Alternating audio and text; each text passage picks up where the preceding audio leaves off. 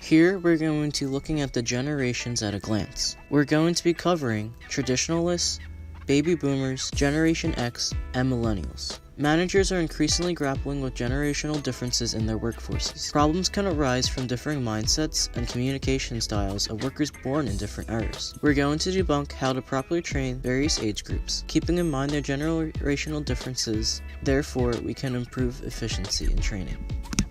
Traditionalists have been around from 1925 to 1945. They have survived the Great Depression, World War II, the Cold War, and they are commonly known as the children who are seen but not heard. Many are currently exiting the workforce, either due to old age or retirement. Traditionalists often prefer learning through more direct methods such as lectures, while gamification and interactivity does not connect as well to their style of learning.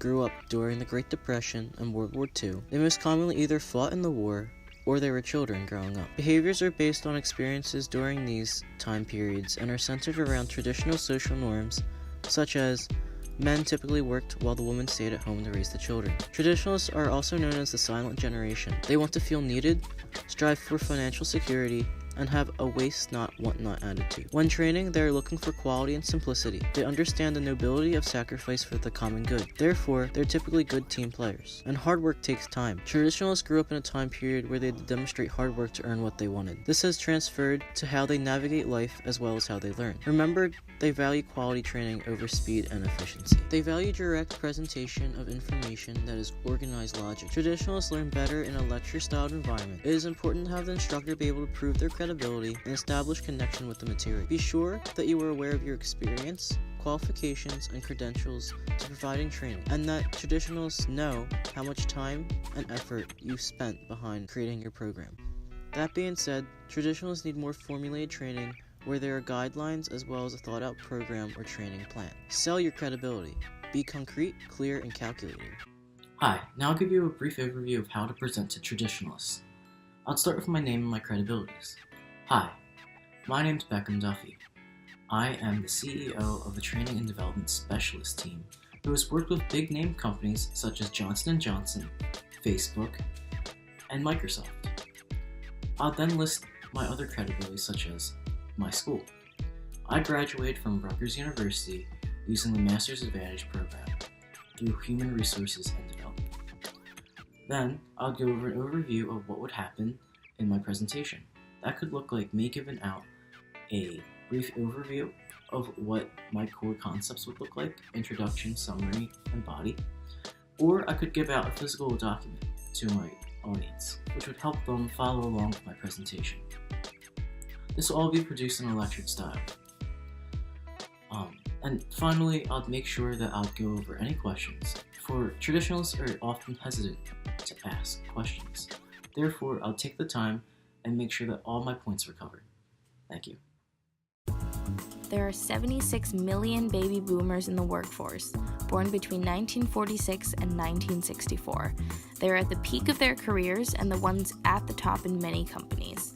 They are known for being independent, understanding of change, and always striving for improvement. Boomers have learned not to trust the status quo and grew together through decades of massive technological and social advancement. They value experiences more than anything, spending their free time doing rather than passively enjoying cheap thrills. Boomers grew up together watching the impossible be achieved, with events such as the space race. They believe in self-improvement and teamwork. Due to the characteristics of this generation, there are several things to keep in mind when presenting to them. Firstly, they do not want to be treated as if they are old. Nobody wants to be told they are aging, especially not a generation so rooted in doing and achieving. They don't want to feel as if they're slowing down, which is why it is actually completely acceptable to use technology while presenting. There is no reason to believe that they would feel uncomfortable with it. In fact, keeping things modern will encourage feelings of keeping up with the times, showing that you find them capable. And speaking of finding them capable, they appreciate it when you speak to them in ways that denote that you understand they are intelligent and successful. They have worked hard their whole lives, and they do not want to feel that you believe they are less capable or intelligent due to their age. They trust strongly in credentials and for that reason are more likely to pay close attention to what you are saying if you have an impressive educational background and credentials. They are susceptible to being talked into things based on others doing them. They are a generation based on togetherness, so it's a good idea to bring in concepts used by multiple groups of people. Baby boomers are incredibly disciplined and have much longer attention spans than other generations. They care a lot about maintaining proper audience etiquette, and for this reason will pay very close attention to presentations, even dry ones. Because of this, you need to make sure you are providing detailed, researched information to them.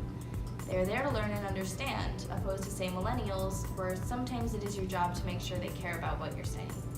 The boomers already care, so you need to step up to their expectations. That being said, you need to also make sure that your presentation has a concise flow. They need to see where you began and ended in order to understand how the details mesh with the big picture. If you can make your presentation appeal to them uniquely, you are doing something right. While they value growing together and teams, they are still very independent and will appreciate anything that will set them apart and recognize their individual differences.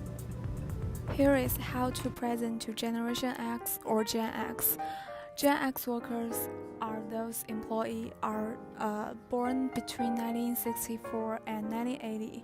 Today, Generation X makes up 21% of the American workforce and is the most stable generation in terms of their 2020 predicted makeup of 21%. Many grew up as latchkey kids, home alone after school, while both of their parents worked, or they were raised by a single parent. As a result, the Gen X kids learned to become more pragmatic and were often disillusioned with the lack of work and life balance in their home. Additionally, they overlooked askance at the lack of loyalty by employers to their employees. I'm gonna introduce several tips about how to engage, develop, and hold on to your Gen X employees in the presentation. There are several ways for motivating Gen Xers. The first one is a room to grow. Offer Gen X employees clear statement of goals, but allow them reasonable latitude on how to achieve their goals. Gen Xers tend to have a work hard, play hard mentality. The second one is opportunities to make choices. Since this generation has become accustomed to fending for themselves, provide options. Options for task selection, options for challenges, options to formulate new processes, and options to develop creative yet appropriate conclusions. The last one is mentoring.